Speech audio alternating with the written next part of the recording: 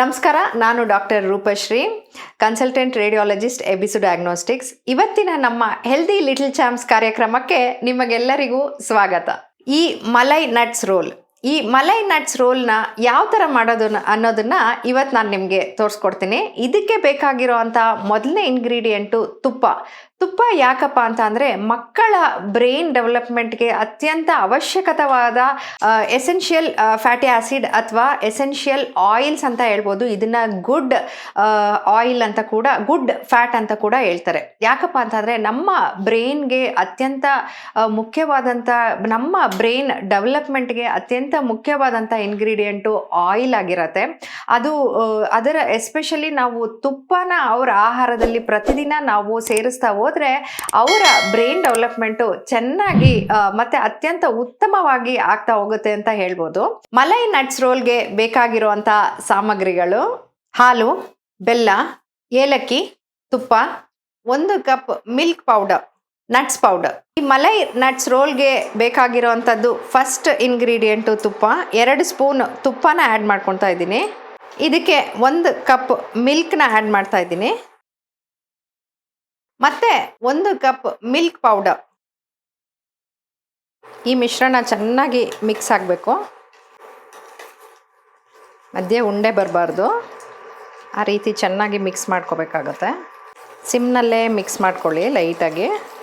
ಒಂದು 2 to 3 minutes ಈ ಮಿಶ್ರಣ ಚೆನ್ನಾಗಿ ಮಿಕ್ಸ್ ಆದಮೇಲೆ, ಈಗ ಆಲ್ರೆಡಿ ನಾವು ಮಾಡಿಟ್ಟಿರುವಂಥ ಈ ನಟ್ಸ್ ಪೌಡರ್ನ 2 ಸ್ಪೂನ್ ಇದಕ್ಕೆ ಮಿಕ್ಸ್ ಮಾಡ್ಕೊತಾ ಇದ್ದೀನಿ.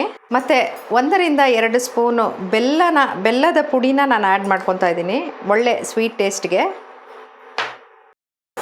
ಇದಕ್ಕೆ 1 ಚಿಟಿಕೆ ಏಲಕ್ಕಿ ಪುಡಿನ ನಾನು ಆ್ಯಡ್ ಮಾಡ್ಕೊತಾ ಇದ್ದೀನಿ, ಒಳ್ಳೆ ಫ್ಲೇವರ್ ಕೊಡುತ್ತೆ. ಗಮ್ಮಂತ ಸ್ಮೆಲ್ ಬರ್ತಾ ಇದೆ.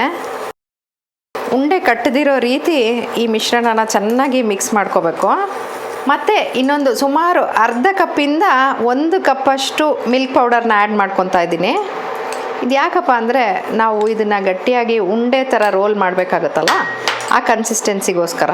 ಅದು ನೋಡಿಕೊಂಡು ಅರ್ಧ ಕಪ್ಪಿಂದ ಸುಮಾರು 3/4 ಕಪ್ಪಷ್ಟು ಆ್ಯಡ್ ಮಾಡ್ಕೊಬೋದು.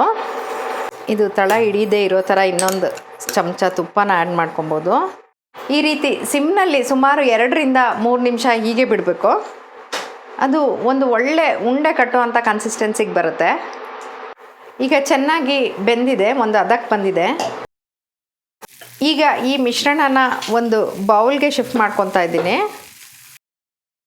ಈ ಮಲೈ ನಟ್ಸ್ ಮಿಶ್ರಣ ಉಂಡೆ ಕಟ್ಟೋ ಕನ್ಸಿಸ್ಟೆನ್ಸಿನಲ್ಲಿದೆ. ಅದರಲ್ಲಿ ಈ ಥರ ಒಂದು ಚಿಕ್ಕ ಚಿಕ್ಕ ಉಂಡೆ ಥರ ಕಟ್ಟಿ ನಾವು ಸರ್ವಿಂಗ್ ಬೌಲ್ಗೆ ಇಟ್ಕೋತಾ ಬರ್ಬೋದು. ಅವರು ಶಾಲೆಯಿಂದ ಬರೋ ಟೈಮ್ಗೆ ಈ ಥರ ಸ್ವೀಟ್ ರೆಸಿಪಿ ನಾವು ಮಾಡಿ ಇಟ್ಬಿಟ್ರೆ ಹೊರಗಡೆ ತಿನ್ನೋವಂಥ ಚಾಕ್ಲೇಟ್ಸ್ ಆಗಲಿ ಅಥವಾ ಬೇರೆ ವೆರೈಟಿ ಸ್ವೀಟ್ಸ್ನ ನಾವು ಕಟ್ ಡೌನ್ ಮಾಡ್ಬೋದು.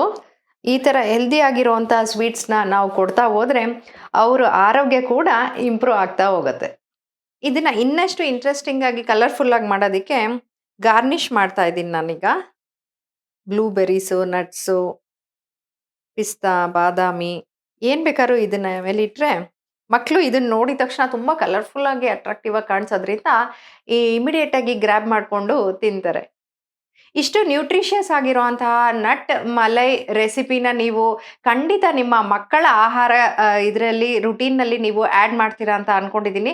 ಮತ್ತು ಅದರಿಂದ ಬರುವಂಥ ಬೆನಿಫಿಟ್ಸ್ನ ನಿಮ್ಮದಾಗಿಸ್ಕೋತೀರಾ ಅಂತ ಅಂದ್ಕೊಂಡಿದ್ದೀನಿ.